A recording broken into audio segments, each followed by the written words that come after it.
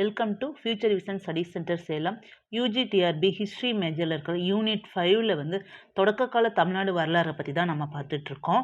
நம்ம இது வரைக்கும் பார்த்துருக்க டாப்பிக்கை பற்றி ஒரு தடவை பார்க்கலாம். தமிழ்நாட்டின் இயற்கை அமைப்பை பற்றி பார்த்துருக்கோம். வரலாற்றுக்கு முந்தைய கால தமிழகம் எப்படி இருந்தது, அதுக்கான சான்றுகள் என்னென்ன அப்படிங்கிறத பார்த்துருக்கோம். சங்ககாலத்தில் உள்ள 3 மன்னர்கள், மூவேந்தர்கள் பற்றி பார்த்துருக்கோம். சேரர், சோழர், பாண்டியர். அதுக்கப்புறம் வந்து சேரர்கள் தனியாக, சோழர்கள் தனியாக, பாண்டியர்கள் தனியாக பார்த்துருக்கோம். அது பிற்கால சோழர்கள். அதில் வந்து விஜயாலய சோழனில் இருந்து 3ஆம் ராஜேந்திரன் சோழன் வரைக்கும் உள்ள மன்னர்களை பற்றி பார்த்துருக்கோம். நாம் இன்றைக்கி பார்க்கக்கூடிய டாபிக் வந்து பிற்கால பாண்டிய மன்னர்கள் அப்படிங்கிறத பற்றி பார்த்துருக்கோம். இந்த மன்னர்களும் இந்த மன்னர்களுடைய காலத்தில் வந்து இவர்கள் மேற்கொண்ட படையெடுப்புகள், அவர்கள் வந்து செஞ்ச நல்ல விஷயங்கள், அவருடைய பட்ட பெயர்கள், இதை பற்றி நம்ம பார்க்க போகிறோம். பிற்கால பாண்டிய மன்னர்கள் இவர்களை பற்றி இவர்களுடைய காலம் அப்படின்னா 12ஆம் நூற்றாண்டு டு 14ஆம் நூற்றாண்டு. இவருடைய எழுச்சி வந்து 13ஆம் நூற்றாண்டில் அதிகமாக இருந்தது அப்படின்னு சொல்லலாம். சிறந்து இருந்த நூற்றாண்டு அப்படின்னு நம்ம சொல்லலாம். இவர்களை பற்றி நம்ம தெரிஞ்சுக்கிறதுக்கான வந்து சான்றுகள் அப்படின்னு இருக்கு. அதில் வந்து முதல் சான்றா வந்து திருவரங்கம் கல்வெட்டு.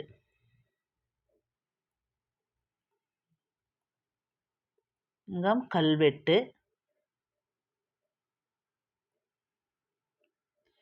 இது யாருடையது அப்படின்னா சடையவர்ம சுந்தர பாண்டியருடைய கல்வெட்டு. அது மட்டும் இல்லாமல் வந்து நூல்கள் வந்து இவரை பற்றி நிறைய, இவர்கள் பாண்டியர்களை பற்றி நம்ம நிறையா தெரிஞ்சுக்க உதவுது.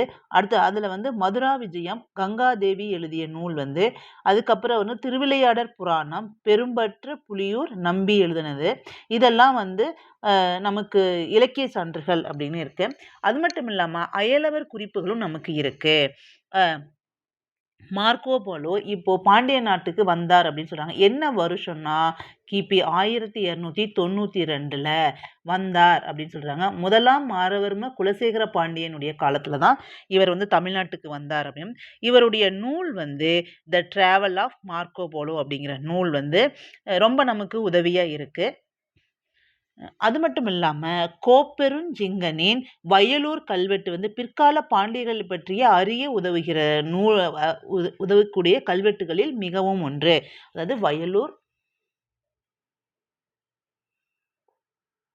கல்வெட்டு இது யாருடையது அப்படின்னா கோப்பெருஞ்சிங்கனுடையது.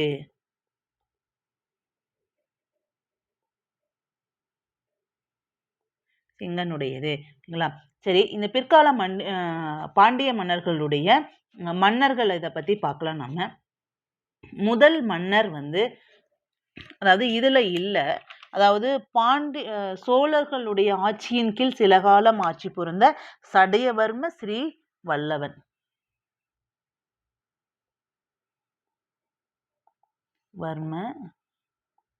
ஸ்ரீ வல்லபன் அப்படிங்கிற மன்னர் வந்து இருந்தார். இவர் தான் வந்து பிற்கால பாண்டிய மன்னர்களுடைய இது வந்து தொடங்கி வைத்தார் அப்படின்னு, மன்னர்களுடைய பேரரசு வந்து தொடங்கி வைத்தார் அப்படின்னு சொல்கிறாங்க. இவரை பற்றி இதில் அதிகமான தகவல்கள் எதுவும் இல்லை. அதுக்கு அடுத்த மன்னர் வந்து முதலாம் சடையவர்ம குலசேகர பாண்டியன் அப்படிங்கிறவர் இருந்தார். அவருடைய காலம் வந்து 1190 டு 1116 அப்படின்னு சொல்லலாம். முதலாம் மாரவர்ம சுந்தர பாண்டியன் இவருடைய காலம் வந்து இவருடைய காலம் வந்து கொஞ்சம் வந்து வேரியேஷன் வருது. இவருடைய காலம் வந்து புக்கில் என்ன கொடுத்துருக்காங்க, 1218 டு 1238 அப்படின்னு சொல்லியிருக்காங்க. அடுத்தது 2ஆம் சடையவர்ம குலசேகர பாண்டியன். இவர் வந்து கொஞ்ச நாட்கள் மட்டுமே இவர் ஆட்சி செஞ்சார், அது ஒரு வருடக்குள்ள அப்படின்னு சொல்கிறாங்க. அதுக்கப்புறம் 2ஆம் மாரவர்ம சுந்தர பாண்டியன் இவருடைய காலம் வந்து 1238 டு 1251. அப்புறம் முதலாம் சடையவர்ம சுந்தர பாண்டியன் அப்படிங்கிற வந்து 1251 டு 1268.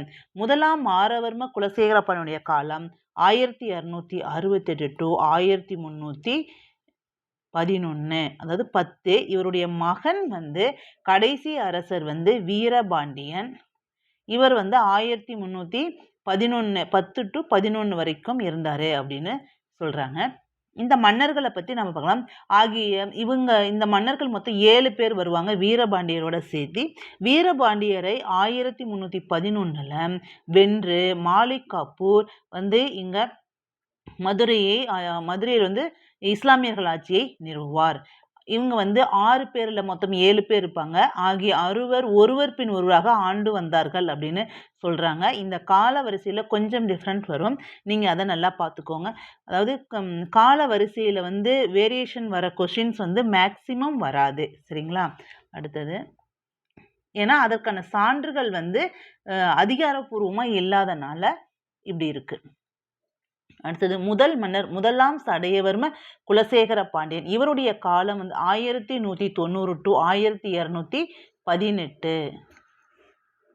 1190 to 1218. ஓகேங்களா? அப்போ 3ஆம் குலோத்துங்க சோழன் உதவியால் பாண்டிய நாட்டு அரியணை ஏறி ஆட்சி செய்த மாரவர்ம விக்கிரம பாண்டியன் என்பவனுடைய மகன் தான் வந்து முதலாம் சடையவர்ம குலசேகர பாண்டியன். சரிங்களா? மாரவர்மன் விக்கிர பாண்டியன் கிபி 1190 மறைந்தார். அதே ஆண்டில் சடையவர்ம குலசேகர பாண்டியன் பாண்டிய நாட்டு மன்னராக ஆட்சி பொறுப்பை ஏற்றார். தன் தந்தைக்கு பிறகு ஆட்சி பொறுப்பை ஏற்றுக்கொண்டார் சடையவர்ம குலசேகர பாண்டியன். இவர் ஆட்சி பொறுப்பை ஏற்றதும் 3ஆம் குலோத்துங்கன் தன் தந்தைக்கு செய்த உதவியை மறந்து அவனோடு பகைமை கொண்டார். ஓகேங்களா? அவருக்கு ஆண்டுதோறும் கொடுத்து வந்த திரையை செலுத்த மறுத்துவிட்டார். இதனால் சினமுற்ற 3ஆம் குலோத்துங்கர் பாண்டிய நாட்டின் மீது படையெடுத்து சென்றார். சடைவர்ம குலசேகர பாண்டியனும் பெரும்படையுடன் சென்று 3ஆம் குலோத்துங்கனை எதிர்த்தார். கிபி 1202 மண்டியூர், களிக்கோட்டை என்னும் ஊர்களில் நடைபெற்ற பெரும்போர்கள் நடைபெற்றன. இப்பெரும்போர்களில் எங்க இருக்கு அப்படின்னா தற்போதைய சிவகங்கை மாவட்டத்தில் உள்ள திருப்பத்தூர் வட்டத்திற்கு முன்பு இருந்தவை தான் இது. இப்போர்களில் பாண்டிய படைகள் பேரழிவிற்கு உள்ளாகி புறங்காட்டி ஓடின. தோல்வியுற்ற பாண்டியன் மதுரையை விட்டு வேறு இடம் சென்று ஒளிந்து கொண்டார். வெற்றி பெற்ற 3ஆம் குலோத்துங்கன் தன் படைகளுடன் மதுரை நகருக்குள் புகுந்தார். அங்குள்ள அரண்மனை மண்டபங்களை இடித்து தரைமட்டமாக்கினார். ஏன்னா அவருக்கு கோபம். பின்பு மதுரை நகரில் சோழ பாண்டியன் என்னும் பட்டப்பெயர் சூட்டிக்கொண்டு வீராபிடேகம் செய்து கொண்டார். அதாவது அங்க வந்து மன்னரா முடிசூட்டப்பட்டார் அப்படின்னு சொல்றாங்க. 3ஆம் குலோத்துங்கன் தான் வென்ற கைப்பற்றிய பாண்டிய நாட்டை ஒரு சில ஆண்டுகள் கழித்து குலசேகர பாண்டியனுக்கு மீண்டும் அளித்து அவனை தனக்கு அடங்கி திரை செலுத்தும்படி ஆணையிட்டார். அதன்படியே அவரும் திரை செலுத்தி வந்தார். அதன் பின்பு சடையவர்ம குலசேகர பாண்டியன் கிபி 1218 வரை 3ஆம் குலோத்துங்கனுக்கு திரை செலுத்தி ஒரு சிற்றரசன் போல பாண்டிய நாட்டை ஆண்டு வந்தார். இவன் தன் ஆட்சியின் இறுதி காலத்தில் கிபி 1216 தனது தம்பியான முதலாம் மாரவர்ம சுந்தரபாண்டியனுக்கு இளவரசர் பட்டம் சூட்டி அவன் ஆட்சி துறையில் பயிற்சி பெற வழி செய்தார். ஓகேங்களா?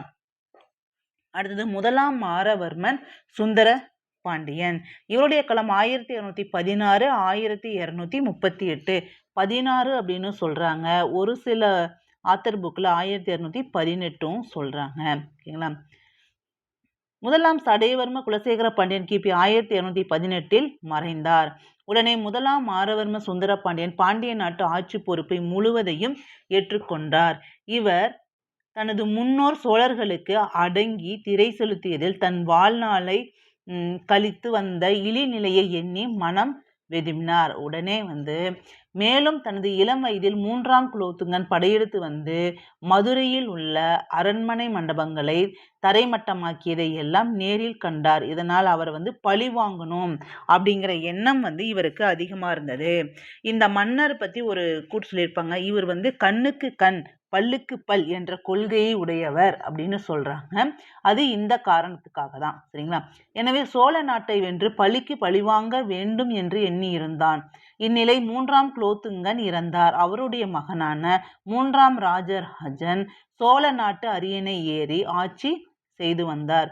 பழிவாங்கும் நோக்குடன் காலத்தை எதிர்நோக்கி கொண்டிருந்த மாரவர்மன் சுந்தரபாண்டியன் சோழ நாட்டின் மீது படையெடுத்து சென்றார். 3ஆம் ராஜராஜனை போரில் வென்று சோழ நாட்டை கைப்பற்றி கொண்டார். சோழ நாட்டின் தலைநகரங்களான இருந்த தஞ்சாவூரையும் உறையூரையும் தீக்கிரையாக்கினார். அதாவது 3ஆம் குலோத்துங்கன் என்ன செய்தாரோ அதையே இவரும் செய்தார். அங்குள்ள மணி மண்டபங்களையும் மாட மாளிகைகளையும் இடித்து தரைமட்டமாக்கினான். போரில் தோல்வியுற்ற 3ஆம் ராஜராஜன் தனது சுற்றத்தாருடன் தலைநகரை விட்டு வெளியேறி ஒரு மறைவிடத்தில் தங்கி வாழ்ந்தார். மாரவர்மன் சுந்தரபாண்டியன் சோழர்களின் 2ஆம் தலைநகராகிய பழையறை சென்று அங்குள்ள அரண்மனையில் வீராபிடேகம் செய்து கொண்டார். அதாவது பாண்டிய மன்னருடைய ஆட்சியை அங்கு நிறுவி நான் தான் சோழ நாட்டிற்கு அரசர் அப்படிங்கிறத அங்க வெளிப்படுத்தினார். பின்னர் பாண்டிய நாடு திரும்பி செல்லும் வழியில் பொன்னாமராவதியில் உள்ள தனது அரண்மனையில் தங்கினான். நாட்டை இழந்த 3ஆம் ராஜராஜனை அழைத்து வர செய்து அவனுக்கு சோழ நாட்டை திரும்ப அளித்து அவனை தனக்கு திரை செலுத்தி ஆட்சி செய்து வருமாறு பணித்தார். என்னமோ தெரியல, திடீர்னு அவரு மனம் மாறிட்டாரு. சில ஆண்டுகளுக்கு பின்பு 3ஆம் ராஜராஜன் திரை செலுத்த மறுத்து விட்டான். இதனால் சினம் கொண்ட மாரவர்மன் சுந்தரபாண்டியன் சோழ நாட்டின் மீது மீண்டும் ஒரு போர் தொடங்கி இப்போரில் தோல்வியுற்ற 3ஆம் ராஜராஜன் சோழ நாட்டை விட்டு வடபுலம் நோக்கி சென்றார். வடபுலம்னா வட இந்தியாவை நோக்கி சென்றார். செல்லும் வழியில் பல்லவ நாட்டின் ஒரு பகுதியை ஆண்டு கொண்டிருந்த கோப்பெரும் சிங்கன் என்பவன் தொல்லாறு என்னும் இடத்தில் 3ஆம் ராஜராஜனை கைது செய்து தனது தலைநகராகிய சேந்தமங்கலம் என்ற ஊரில் உள்ள கோட்டையில் சிறை வைத்தார். இந்த வடலூர் கல்வெட்டு பிற்கால பாண்டிகளை பத்தி நம்ம தெரிஞ்சுக்க உதவுது அப்படின்னு படிச்சோம் இல்லையா? அது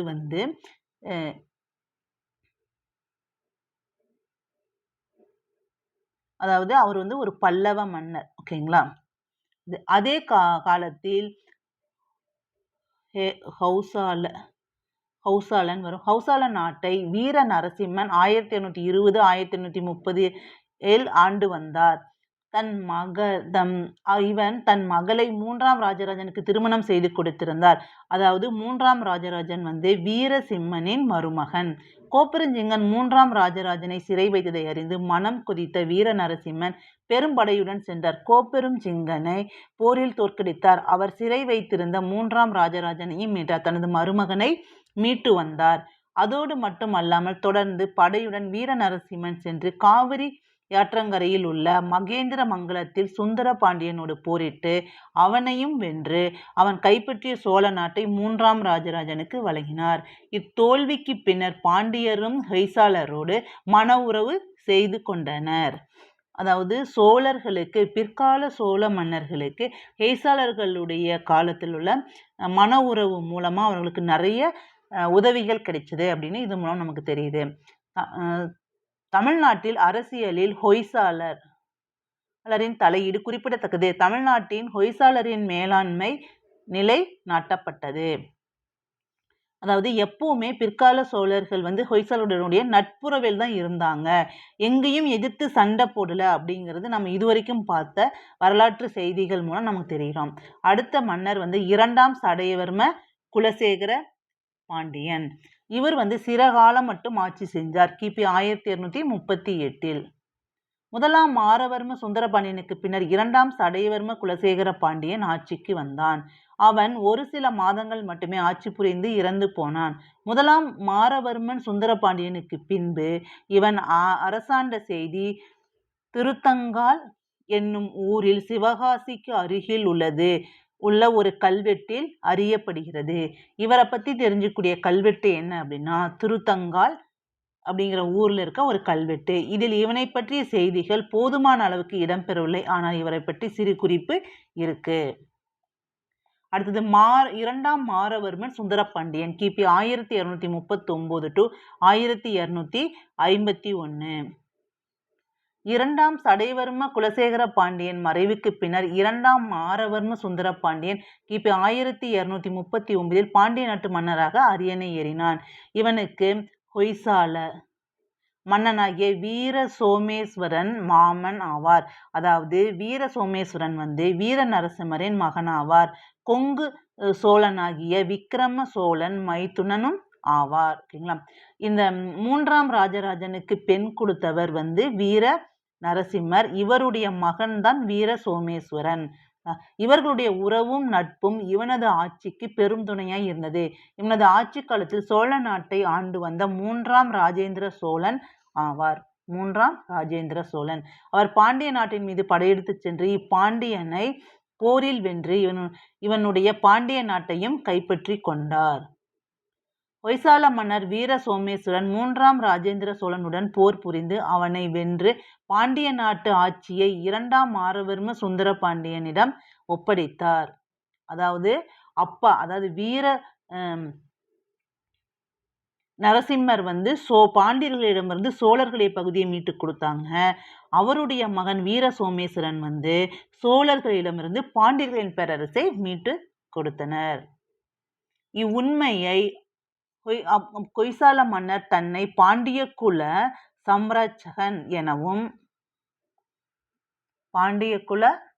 சம்ரட்சகன் எனவும் ராஜேந்திரனை போரில் வென்றவர் எனவும் கல்வெட்டுகளில் கூறி கொள்வதால் அறிய முடிகிறது. ஓகேங்களா? அடுத்த மன்னர் பாருங்க, 1ஆம் சடையவர்ம சுந்தர பாண்டியன் கிபி 1251 1268. 2ஆம் மாரவர்ம சுந்தர பாண்டியன் இறந்த பிறகு கிபி 1251 பாண்டிய நாட்டு மன்னனாக முடிசூடி கொண்டார் 1ஆம் சடையவர்ம சுந்தர பாண்டியன். பிற்கால பாண்டிய மன்னர்களுள் புகழில் மிகவும் ஓங்கியவர் இவரே. வலிமையும் புகழும் இழந்து கிடந்த பாண்டிய பேரரசை மேலோங்க செய்தவர் இவரே என்றால் மிகையாகாது. பிற்கால பாண்டிய மன்னர்கள் வந்து 1ஆம் சடையவர்ம சுந்தர பாண்டியன் தான் வந்து மிகச்சிறந்த மன்னர். எப்படி பிற்கால சோழர்கள் வந்து 1ஆம் ராஜராஜனும் 1ஆம் குலோத்துங்கனும் வந்து சிறந்த ஆட்சியாளர்களாக இருந்தார்களோ அது மாதிரி இவர் அண்டை நாடுகளுடன் போரிட்டு அந்நாடுகளை எல்லாம் வென்று பாண்டிய பேரரசின் எல்லையை விரிவுபடுத்தினார். இவரது ஆட்சி காலத்தில் பாண்டிய பேரரசு தமிழகத்தில் உள்ள சோழ நாடு, சேர நாடு, கொங்கு நாடு, பல்லவ நாடு ஆகிய நாடுகளை உள்ளடக்கி வடக்கே ஆந்திராவில் உள்ள நெல்லூர் வரை பரவியிருந்தது. இவர் வந்து சேரர்களையும் இலங்கை மீதும் படையெடுத்தார். அதுக்கப்புறம் சோழர்கள் மீது படையெடுத்தார். ஹொய்சால மன்னரிடம் கூட படையெடுத்தார். கொங்கு பகுதியின் மீது படையெடுத்தார். இந்த மாதிரி அதாவது ஆந்திரா மீது படையெடுத்து வென்றார். இதெல்லாமே இவருடைய வெற்றிகள் இருக்கும். 1ஆம் சடையவர்ம சுந்தர பாண்டியன் செய்த போர்களும் அடைந்த வெற்றிகளும் கைப்பற்றிய நாடுகள் வந்து பலவாகும். அதனுடைய இதை பற்றி நம்ம இப்போ பார்க்கலாம். இவருடைய வெற்றியில முதலா இருக்கிறது வந்து சேர நாட்டை வெற்றி கொள்ளல். இவர் ஆட்சி பொறுப்பை ஏற்றதும் பாண்டிய பேரரசின் பரப்பினை விரிவுபடுத்தும் பணியில் ஈடுபட்டான். முதலில் சேர நாட்டின் மீது படையெடுத்து சென்று அந்நாட்டை ஆண்டு வந்த வீர ரவி உதயமார்த்தாண்டன் என்பவனை வெற்றி கொண்டார். சேர மன்னர் வீர ரவி உதயமார்த்தாண்டன் அப்படிங்கிறவரை 1ஆம் சடையவர்ம சுந்தர பாண்டியன் தோற்கடித்தார். இவ்வெற்றியின் காரணமாக இவருக்கு சேரனை வென்றான் என்ற சிறப்பு பெயரும் உண்டு. அடுத்தது அவருக்கு இன்னொரு சிறப்பு பெயரும் இருக்கு. அது என்ன அப்படின்னா ரவி வென்றான்னா சேலர்களை வென்றார் அப்படின்னு பேரு. இவர் தனது சேர நாட்டு வெற்றிக்கு நன்றி செலுத்தும் வகையில் திருவானைக்காவல்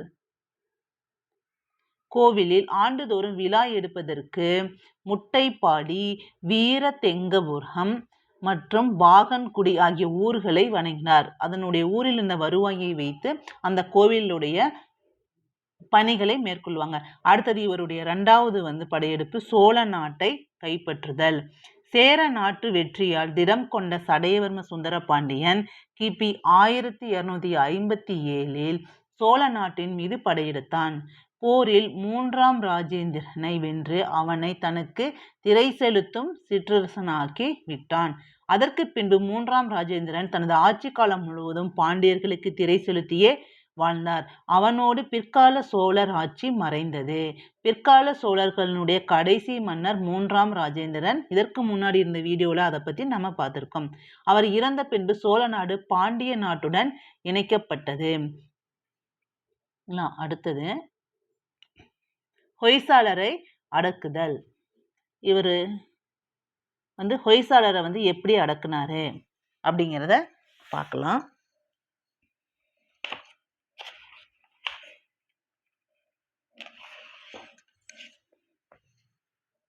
ஹொய்சாலர் என்பவர் கிபி 1026 முதல் 1343 வரை மைசூரையும் அதை சார்ந்த பகுதிகளையும் கொண்ட ஹொய்சால நாட்டை துவாரகா சமுத்திரம் அவருடைய தலைநகரம் கொண்டு ஆட்சி புரிந்து வந்தனர். இவர்கள் 3ஆம் ராஜராஜ சோழன் காலத்தில் சோழ நாட்டின் ஒரு பகுதியை கைப்பற்றி அதனை கண்ணூர் கொப்பம் என்ற ஊரை தலைநகராக கொண்டு ஆண்டு வந்தனர். இந்த கண்ணூர் கொப்பம் அப்படிங்கிற இடம் திருச்சிராப்பள்ளிக்கு வடக்கே 12 கிலோமீட்டர் தொலைவில் உள்ள சமயபுரம், இப்ப இருக்கக்கூடிய திருச்சியில் உள்ள சமயபுரம் அப்படின்னு சொல்லப்படுது. ஹொய்சாலர் பாண்டியரோடும் சோழரோடும் மனவுறவு கொண்டு தங்களது மேலாதிக்கத்தை தமிழக அரசியலில் நிலைநாட்டியதை ஏற்கனவே நம்ம முன்னாடி சொல்லியிருக்கோம். சடையவர்ம சுந்தர பாண்டியன் ஹொய்சாலரை போசாலரை அப்படின்னு இருக்கு, இது ஹொய்சாலர் அப்படின்னு வரும், ஸ்பெல்லிங் மிஸ்டேக்கு, தாக்கி அவர்கள் ஆட்சிக்கு கொண்டிருந்த சோழ நாட்டின் படையை தன் ஆளுமையின் கீழ் கொண்டு வர எண்ணினான். அதை நிறைவேற்றும் பொருட்டு கிபி 1862 பெரும்படையுடன் சென்று ஹொய்சாலருக்கு உரிய தலைநகரான கண்ணூர் கொப்பத்தை முற்றுகையிட்டார். அதாவது ஹொய்சாலுடைய தமிழக பகுதியில் இருந்த தலைநகர், அதை அவர் முற்றுகையிட்டார். அப்போது நடந்த போரில் அவ்வூரில் தன் மகன் ராமநாதன் என்பவனோடு தங்கியிருந்த ஹொய்சால மன்னன் வீர சோமேஸ்வரன் கொல்லப்பட்டார்.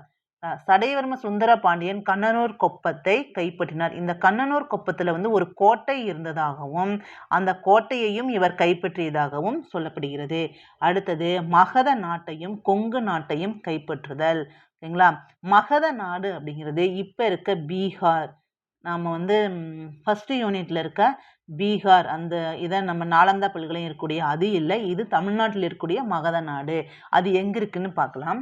அதாவது தோல்வியை கண்டிராத சடையவர்ம சுந்தர பாண்டியன் மகத நாட்டின் மீதும் கொங்கு மன்னர்களின் கொங்கு நாட்டின் மீதும் படையெடுத்து சென்ற நாடுகளை வென்று பாண்டிய நாட்டுடன் இணைத்து கொண்டார்.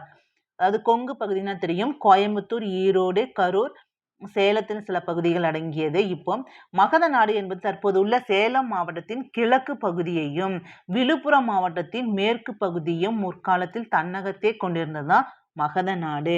பாருங்க, ஒரு டிஃப்ரெண்டான பிளேஸா இருக்கு. அடுத்தது இவருடைய இலங்கை மீதான படையெடுப்பு சடையவர்ம சுந்தர பாண்டியனுடையது. சடையவர்ம சுந்தர பாண்டியன் கப்பற்படையுடன் இலங்கை சென்று அங்கு ஆண்டு கொண்டிருந்த அரசனை வென்றார். இவருடைய அந்த நாட்டினுடைய மன்னர் சந்திரபாகு. அவனிடமிருந்து யானைகளையும் பல வகை மணிகளையும் திரைப்பொருளாக பெற்று நாடு திரும்பினான். பல்லவன் கோப்பெரும் சிங்கனை அடக்குதல். சடையவர்ம சுந்தர பாண்டியனது அடுத்த கட்டமான வெற்றியை கண்டு அஞ்சிய பல்லவ மன்னன் கோப்பெரும் சிங்கன் அவனுக்கு திரைப்பொருளை அனுப்பி வைத்தார்.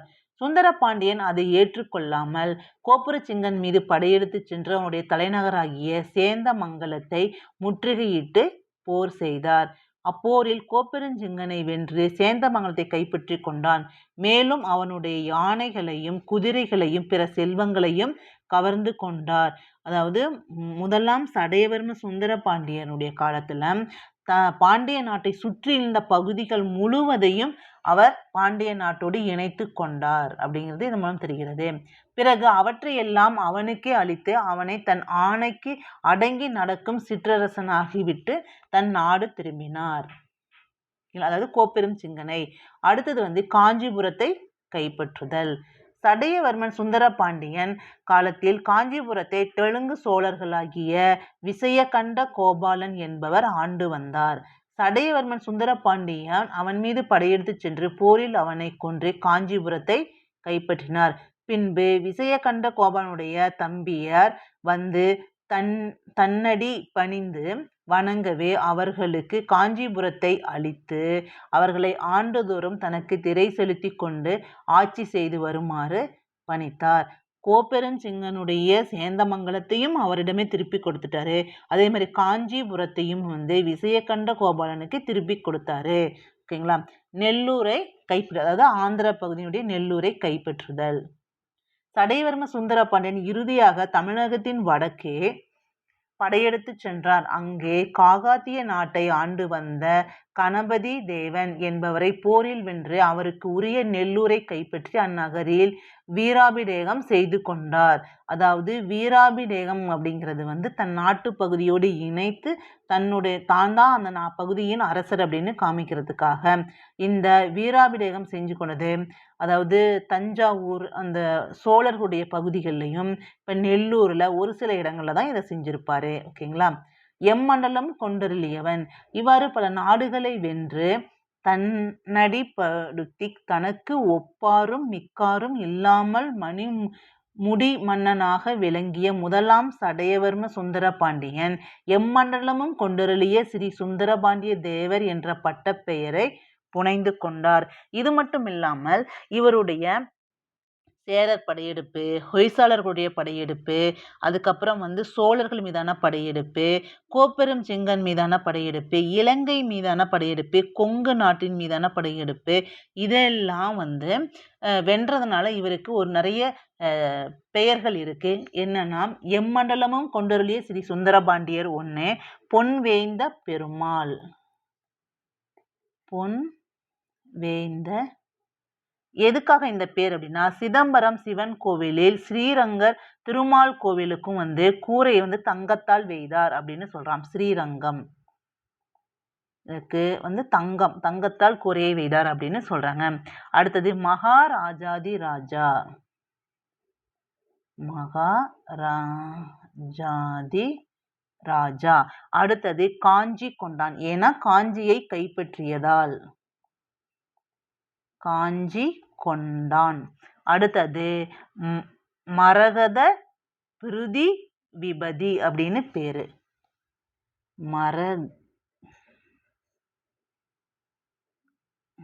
மரகத பிருதி விபிரித் அப்படின்னு பேரு. எல்லாம் தலைனான், அதாவது எல்லாம் தலையானன் அப்படிங்கிற பேர், அதாவது எல்லா பகுதியும் வென்றவர் அப்படின்னு பேர் இவருக்கு இருந்தது. ஓகேங்களா. அது மட்டும் இல்லாமல் சமண பள்ளிகளுக்கு இவர் நன்கொடை வழங்கினார் அப்படின்னு நமக்கு சான்றுகள் சொல்லுது. அடுத்தது முதலாம் மாரவர்ம குலசேகர பாண்டியன். இவருடைய காலம் கிபி 1268 to 1310. முதலாம் சடையவர்மன் சுந்தர பாண்டியனை அடுத்து முதலாம் மாரவர்ம குலசேகர பாண்டியன் கிபி 1268 பாண்டிய நாட்டு அரியணையை ஏறினார். அதாவது முதலாம் சடையவர்ம குலசேகர பாண்டியன் பேரரசை ரொம்ப விரிவாக்கம் செய்து பாண்டிய பேரரசை பெரிதாக்கினார். அதே இதை சரிவர செய்து வந்தார் முதலாம் மாரவர்ம குலசேகர பாண்டியன். இவரது ஆட்சி காலத்தில் பாண்டிய நாடு உயர் நிலையில் இருந்தது. வெனிஸ் நாட்டு வழிபோக்காரான மார்க்கோ போலோ என்பவரும் பெர்சிய நாட்டைச் சேர்ந்த இஸ்லாமிய வரலாற்றாளர் வாசப் என்பவரும் இவருடைய காலத்தில் பாண்டிய நாட்டிற்கு வருகை புரிந்தார்.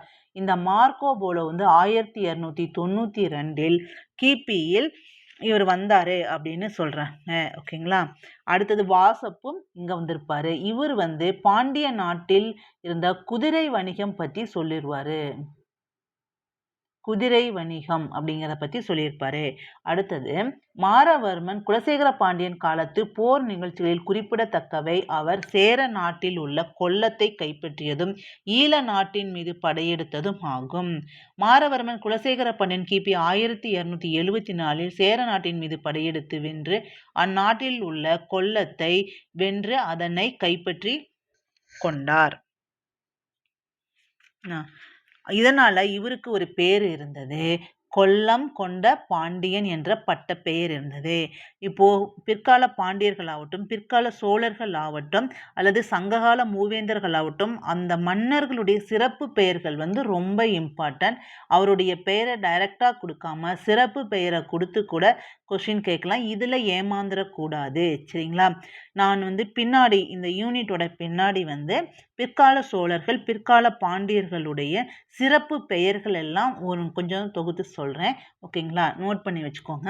அடுத்தது மாரவர்மன் குலசேகர பாண்டியனின் ஈழ படையெடுப்பை பற்றி இலங்கை வரலாற்று நூலாகிய மகாவம்சம் விரிவாக கூறுகிறது.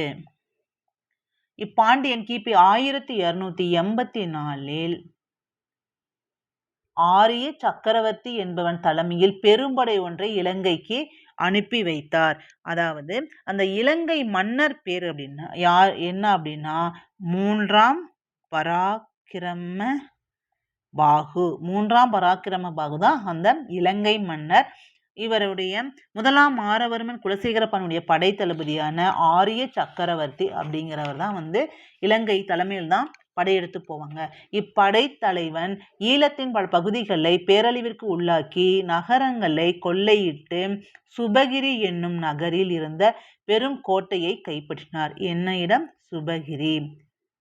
இறுதியில் அந்நாட்டில் உள்ள பெருஞ்செல்வங்களையும் புத்தரது பல்லையும் கைப்பற்றி கொண்டு வெற்றியுடன் பாண்டிய நாட்டிற்கு வந்தார். அதாவது இந்த பல் சின்னம் என்பது அசோகருடைய காலத்தில் புத்த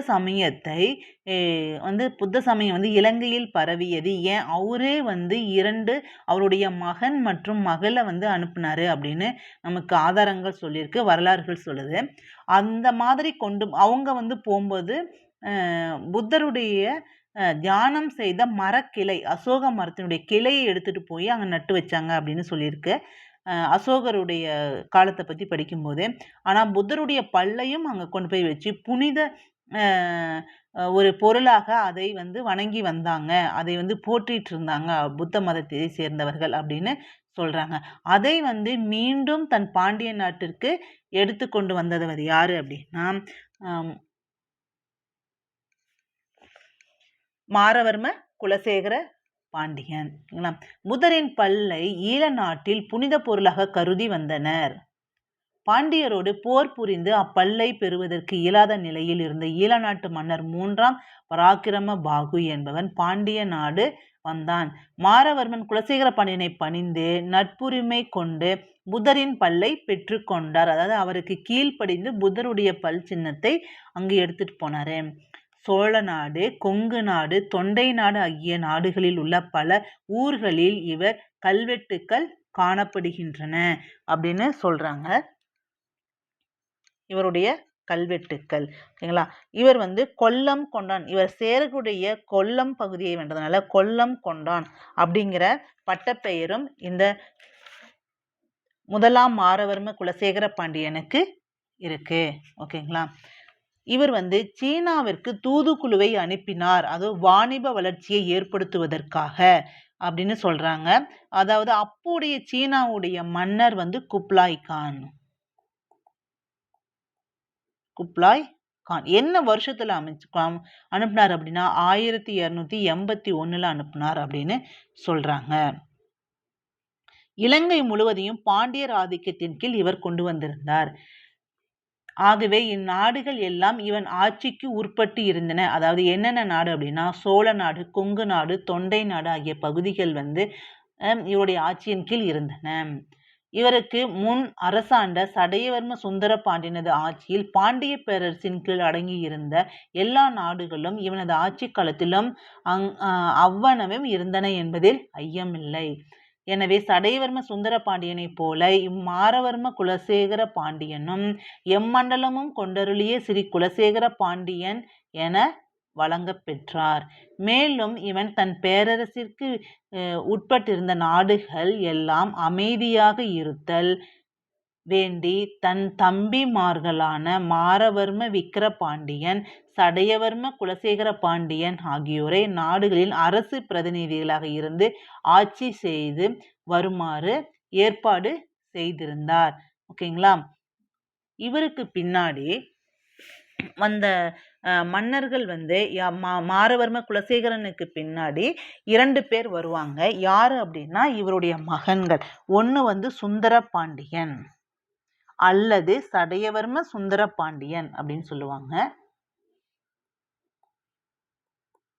ஒன்று சுந்தர பாண்டியன், 2 வீர பாண்டியன். இவர் இந்த முதலாம் மாரவர்ம குலசேகர பாண்டியனுடைய மகன்கள் வந்து இவங்க 2 பேரும். ஆனா முதலாம் மாரவர்ம குலசேகர பாண்டியன் வீரபாண்டியனுக்கு தான் 1302ல வந்து இவர் வந்து முடிசூட்ட விரும்புவார். ஆனா வந்து இந்த சுந்தர பாண்டியன் வந்து இந்த வீரபாண்டியனை எதிர்ப்பார். எதிர்த்துட்டு தன் தந்தையான முதலாம் மாரவர்ம குலசேகர பாண்டியனை வந்து ஒரு போர்ல கொன்றுவாரு. சரிங்களா? அதுக்கப்புறம் பாண்டிய மன்னரை இந்த வீரபாண்டியனை எதிர்க்க முடியாமல் அப்போது ஆட்சி செய்து வந்த மாலிக் கபூர், ஓகேங்களா? மாலிக் கபூர் வந்து யாரு அப்படின்னா தென்னிந்திய பகுதியில் மதுரையில வந்து மதுரையின் மீதான படையெடுத்து வந்த முஸ்லிம் தளபதி இவரை வந்து உதவிக்கு கூப்பிடுவார். சரிங்களா? இவரை உதவிக்கு கூப்பிடுவார். உடனே வந்து இவர் தென்னகத்தின் மீது படையெடுத்து வந்து வீரபாண்டியனை தோற்கடித்து மாலிக் கபூர் 1311 ஏப்ரலில் மதுரையில வந்து முஸ்லிம்கள் ஆட்சியை அமர்த்துவார். முஸ்லிம்களுடைய ஆட்சியை நிறுவுவார் மாலிக் கபூர் 1311 ஏப்ரல்ல. வீரபாண்டியனுடைய காலம் 1302 to 1311 அப்படின்னு சொல்லப்படுது. இந்த மாலிக் கபூரின் படையெடுப்பை பத்தி பின்னாடி பார்க்கலாம். அவர் யாருடைய படை தளபதி, எப்பொழுது அவர் படையெடுத்து வந்தார், இங்க படையெடுத்து வந்ததற்கான நோக்கம் என்ன, இதை பத்தி அடுத்த வீடியோல பார்க்கலாம். வாங்க இப்போ பிற்கால பாண்டியர்களை பத்தி ஒரு ரீகால் பார்த்துட்டு வந்துடலாம்.